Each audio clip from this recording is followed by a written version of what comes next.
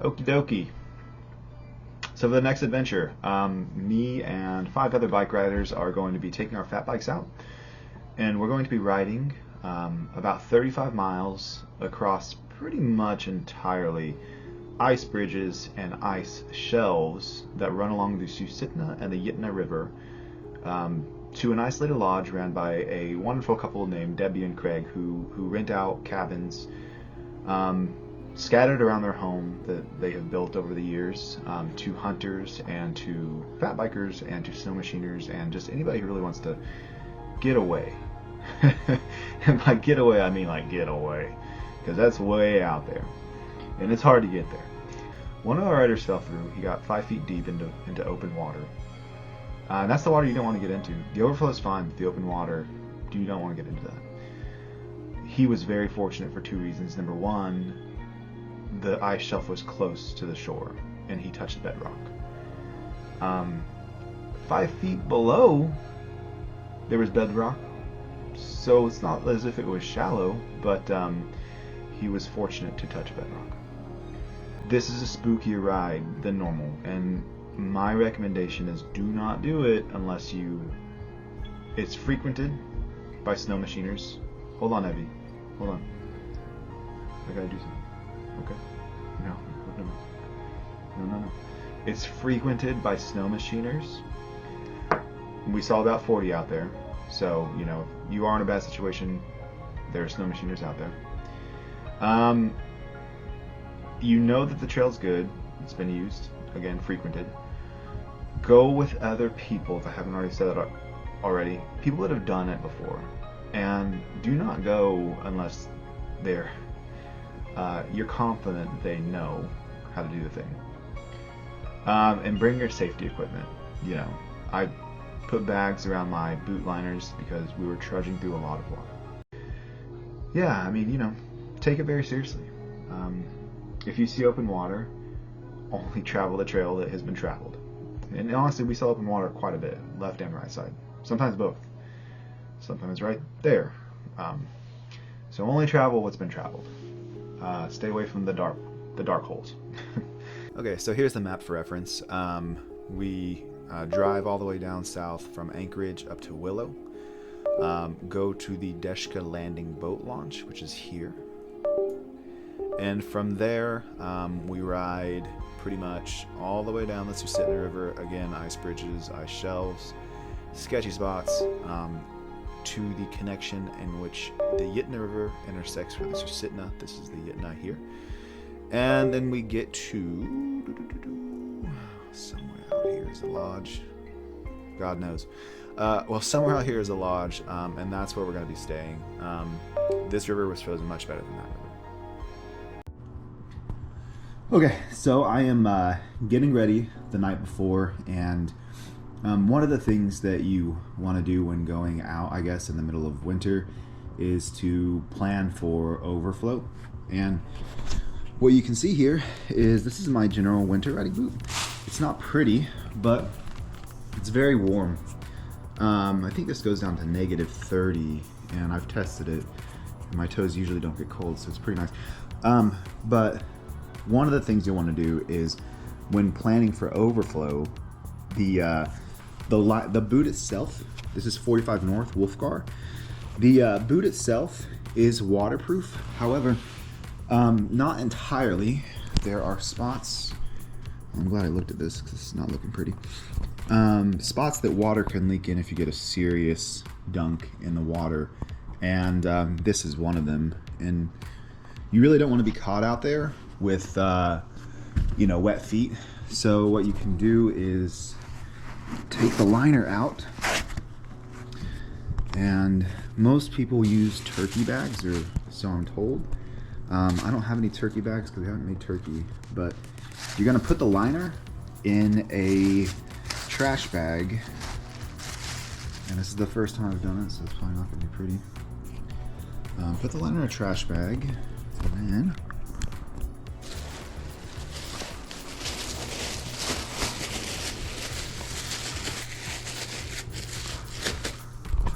wrap your boot around it, and then put the boot back into the thing.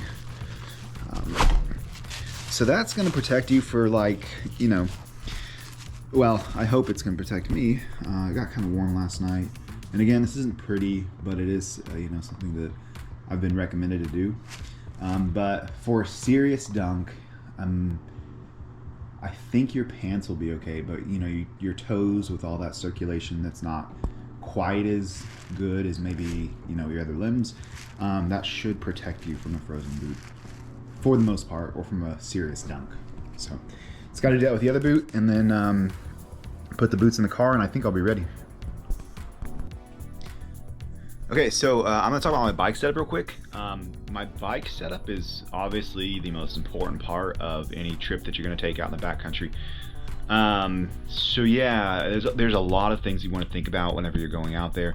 If you're hiking, biking, whatever it may be, and temperatures below freezing, you know, there are so many things that that you got to think about, because you know, if you're 2 hours, 3 hours, 4 hours out, you lose your inReach, you fall in some water, then you know, you should make sure that you have the right stuff to survive out there. So that's what I've got here on my bike. And again, you know, walking, hiking, biking, snowmobiling, whatever it may be, you know, think about all the things that you've got on your body, on your person, on your equipment.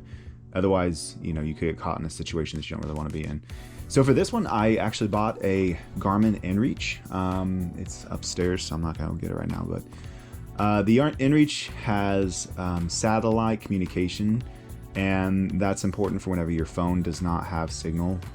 So that's why I got that, and we're gonna be, I think, almost 30 miles out, 35, and so it's gonna be pretty far out there. I don't know what signal looks like from my phone and my phone provider, so I've got the inReach for any communication. Yeah, so there's a lot of things here that are super important. Let's see, number one, food. So I don't want to stop and eat food a lot, so I have put a feed bag here on my handlebar. That way I can just eat while I'm pedaling. Number two, I mean, all of these are equally important in my experience. So, which honestly, my experience is not that great, but it is more than I had last year. So, yeah. So let's see. The next thing would be my boots. These are -30, I think. They're Wolfgar from 45 North, and I have lined my boot liners with plastic because I've pedaled before and fallen through the snow into some running water, and luckily I had backup boots, so you know, I didn't have, or I just changed my socks and switched out my boots, but this time I'm not gonna have backup boots. So this to me is pretty important. I don't want cold toes, I don't want frozen boots, any of that. So in this bag, this is my handlebar roll. I've got a lot of things. So here's a spare jacket right here if it gets cold enough, tucked in here. Within it, this handlebar bag goes right on the handlebars. It's gonna, you know, sit underneath it. But in here, I've got a bunch of additional trash bags in case I need to, you know, bag up a little bit higher than just the foot. So, you know, my last trip I had to bag up to the shins to cross the creek, or 2 creeks it was. And so, yeah, I've got 8 of those in here. I've got another puffy jacket in here. I've got a jet boil over here, and I'm not going to use it, but I still have my silky saw in here. Well, knock on wood, I don't think I'm going to use it, but you never know. In the event that we have to bivvy, I have, let's see, a sleeping pad here, so I can lay on that and be comfortable. Although I've been told the snow is actually pretty comfortable itself. I've got a bivvy system here on my rear rack, and within that is a, I think it's a Sea to Summit sleeping bag that goes down to 10 degrees. 10 degrees is okay. I think I'd rather have something cooler, but I don't have anything cooler right now, and the trip's already coming up, so we're just going to go out with this. So I think, you know, I'm pretty confident it's going to work fine because I've got extra clothes I can, you know, layer onto myself if I really need to, and then, you know, I've got the inReach if I really need some assistance. But these are my pogies. These are great. Everyone uses them if you're going to go out on a bike for long periods of time. Within these pogies, I found they actually work really good as storage. I've got 2 sets of gloves, 1 thin set for, you know, whenever I need like nimble hands to actually access my phone and things like that. And then I've got a thicker set of mittens in here. The mittens have been working great for me this year. They usually provide, like, if my hands get cold enough, I can take my hands, use these chemical warmers, warm these bad boys up, bundle my hands into a fist, and then shove them into the mittens. And I found that even in -20, -25, my hands will warm back up after they've, you know, gotten pretty cold. So yeah, and then this little baggie here, this works great. I don't have a total perfect use for it. I don't know what these are for. Frame bolts. I'm gonna toss those because I don't need those right now. But there's not a perfect use for this. I do put my glasses in here and other things I want to access like immediately. It works pretty good for that. So yeah. Yeah. I think tomorrow's going to be fun, but we will see. We will see how fun it is exactly.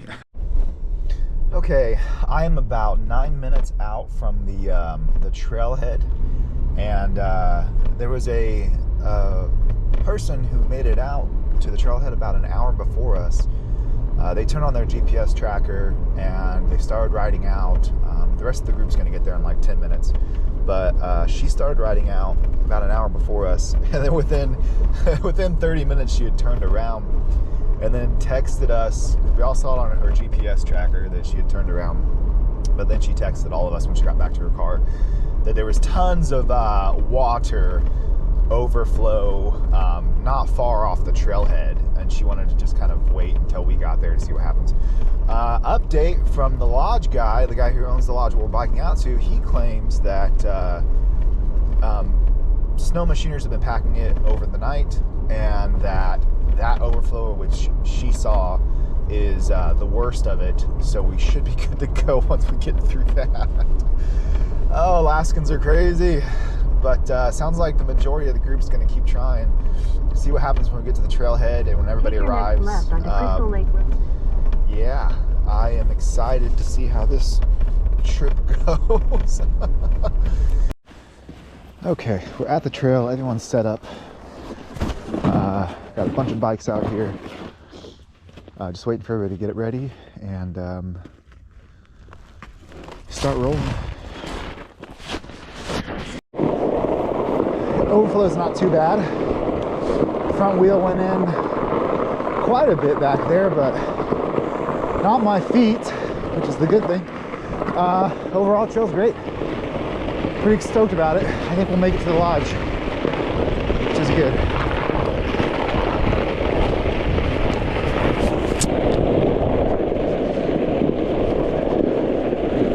The big fear today was, you know, we got above freezing yesterday, so there was concern that there'd be a lot of water on the trail, which there is a lot of water on the trail, but not too bad.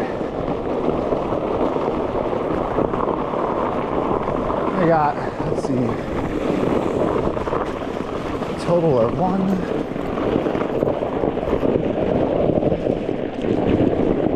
2, 3, 4, 5 people in front of me. 2 people behind me. Just enjoying the trails, riding bikes.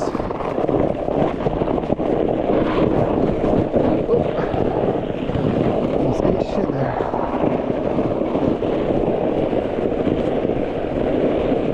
Probably about 20 degrees, so not really that cold.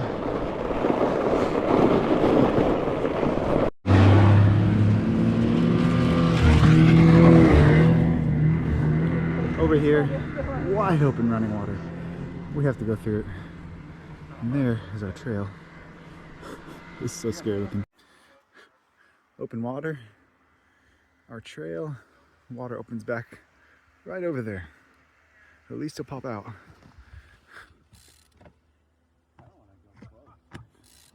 You want to get close. I may have to turn around on this trip. So a lot of that that kind of like light blue surface that you're looking at here was basically frozen overflow that had frozen overnight. It would be about 2 inches thick, and we would often break through it. We broke through it probably 20 or more times. I would say 40 times. And then you fall through about 6 to 8 inches of water, and then the ice shelf catches you. It's a little intimidating at first, but you know, after you kind of get used to the concept, then you go, oh, okay, it's just, you know, frozen overflow. There's a shelf underneath it. That's what I was thinking too. So we're actually on the river itself, the Yentna. Crossed a couple parts where it's pretty sketchy. I think I got that on camera. If not, I'll get it tomorrow on the way back. It's been pretty... We've all soaked our feet a dozen times, but like I said, if you have a vapor barrier, your feet are fine. I don't have wet feet, but my boots are soaking on the outside, so that is good. I think a couple of us have gotten water in their boots, but it's not cold enough to really matter. I feel like the right side looks the best. I'm afraid they broke the line. What's our line?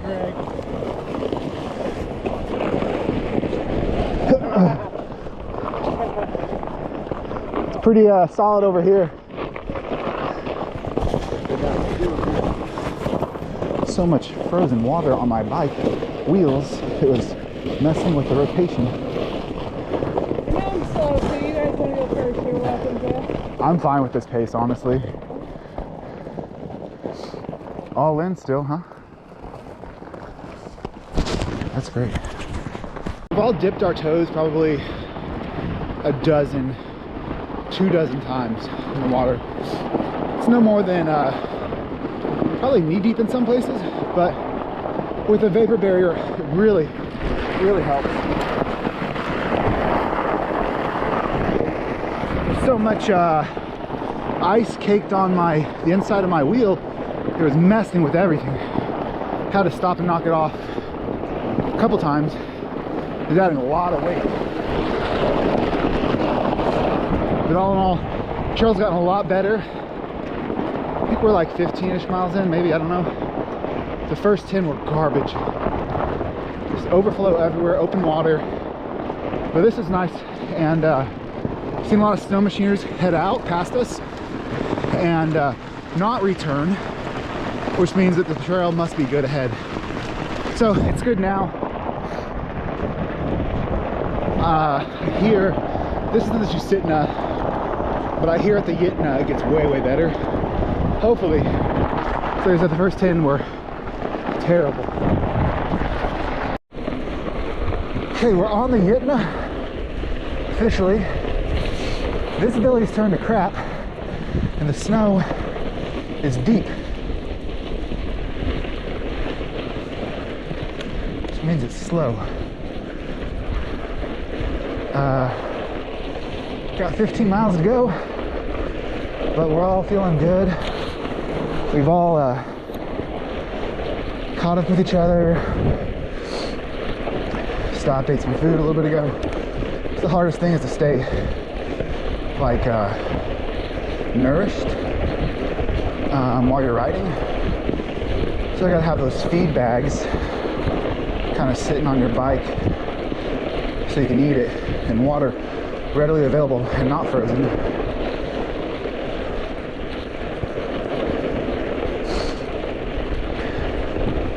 So this is the halfway mark, I think. I'm just kind of like keeping my head down and trying to get into the zone. So we got a ways to go.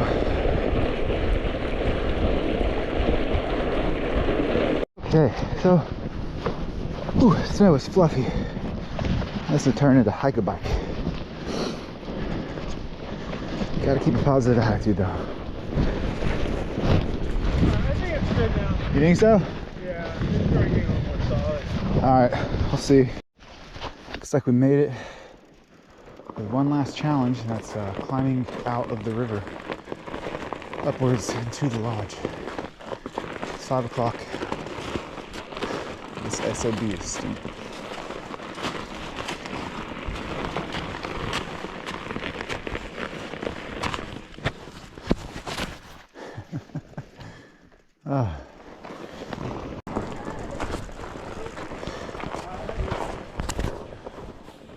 What's wrong?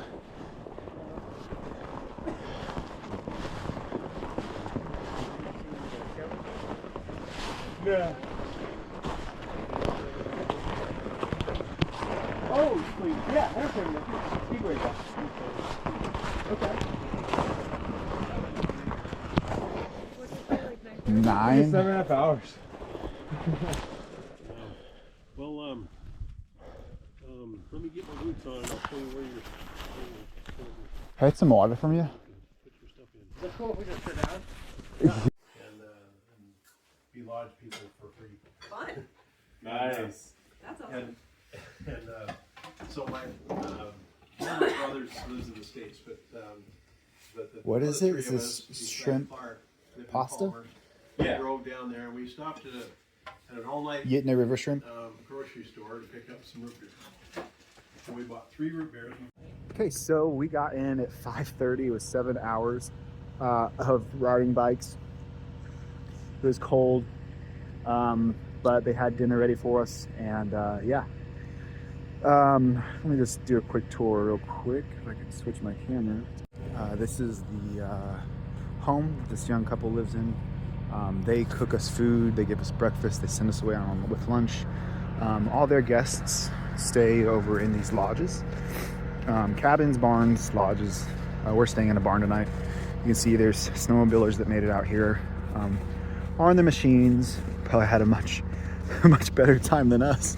I know they're loaded down with beer, at least 1 or 2 of these, but I think that's a cabin. And there's one right there, and then there's a little bit here to walk up to. Well, there's one right there, and then over here on the left is one more cabin. I think they've got hunters staying here on snow machines. They've got just snow machiners staying here who came out here for fun, and they got bikers. They got us. All day long, it was just getting passed by snow machiners on some occasions, not all the occasions. It's gonna get dark. Oh, and here's our barn, the barn where we're staying, which is honestly pretty cozy. We each get our own room except for 2 of us, because there's 5 rooms and there's 6 riders. But here's where he keeps his toys. They live so far out in the middle of Alaska that they have to snow machine in the summer or in the winter to get their groceries from, I think it's Willow. And then in the summer, they have a boat. They can do that. So they boat in the summertime. But I'm sure for them, it's a several-hour trip. They get all their groceries, probably for months if I had to guess, and then go back home. He says he has a landing strip for airplanes somewhere here, but I'm not seeing it. I'm sure. I mean, this probably is it. Big open land. Here's our barn. And I'll share the room in just a second.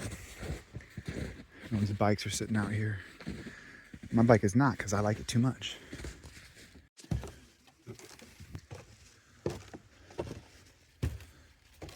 What are you making water for?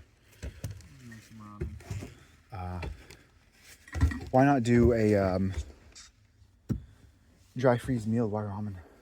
What's up? Oh, Why not do a dry freeze meal? I have them too, but Okay. I always like to do a ramen before bed. Yeah, All that sodium and that's a good idea. I wish I had some sodium right now.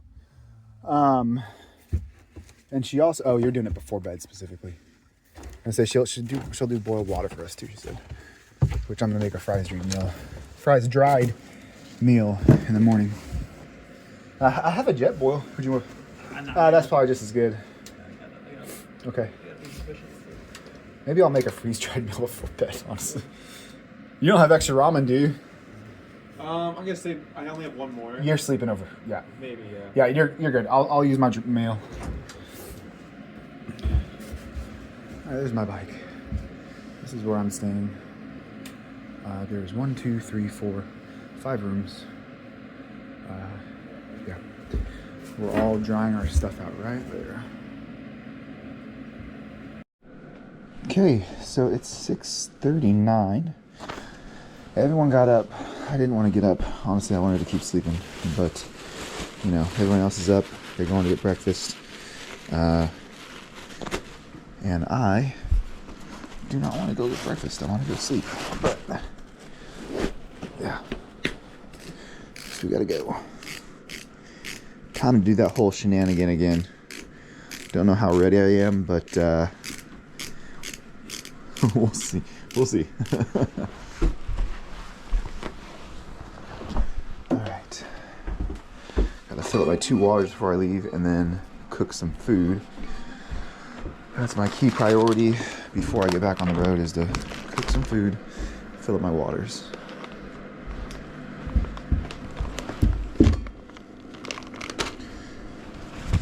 It's a pretty sunrise here on the left. We're flying today though. I think the trails have in fact solidified a little bit.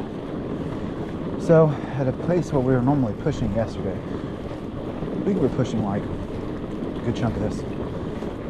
We're able to ride it at least 5 miles an hour pace. So that's better than nothing. I think it is. Let's see.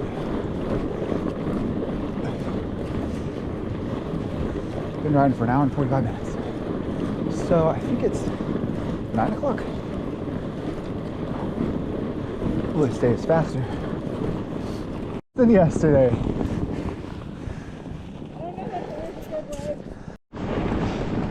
So this whole thing is a raging river called the Yentna. When it freezes, snow covers the thing like crazy, and snow machiners come out here, and bikers, to do this. There's cabins along the thing, a lot actually, and people who own them will go out with their friends and hunt and stay at the cabins.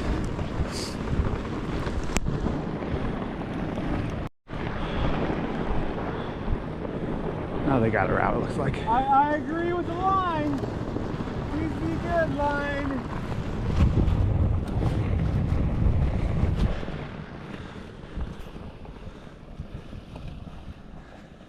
Looks like nobody fell in yet.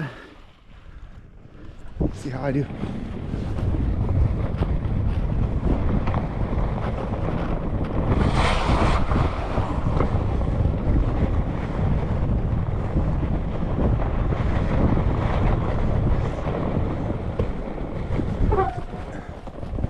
We're walking.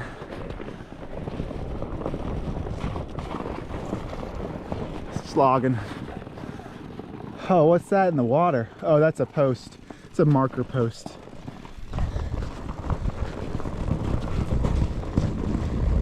Snowmobilers mark the trail.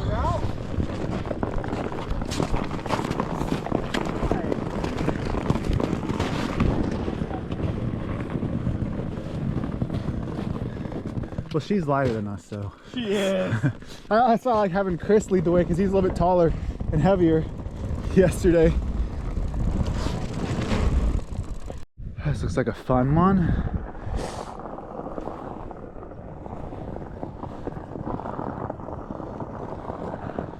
Looks like, does anybody want to try that? I think anything.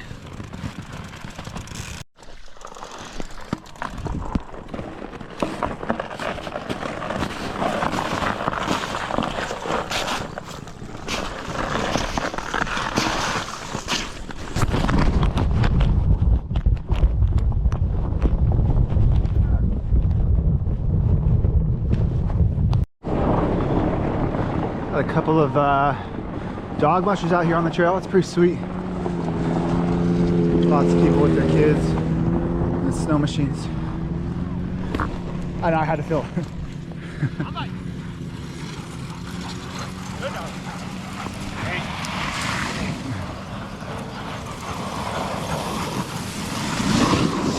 That's just the coolest. They get all crisscrossed. That's awesome.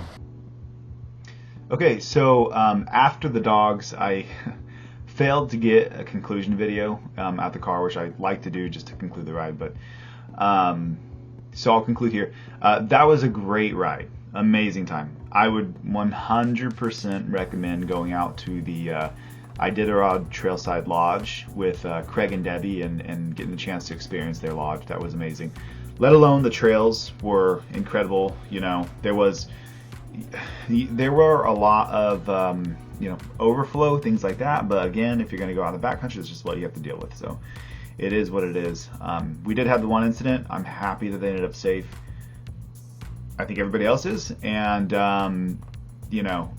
future backcountry rides on river ice, just respect the ice without a doubt.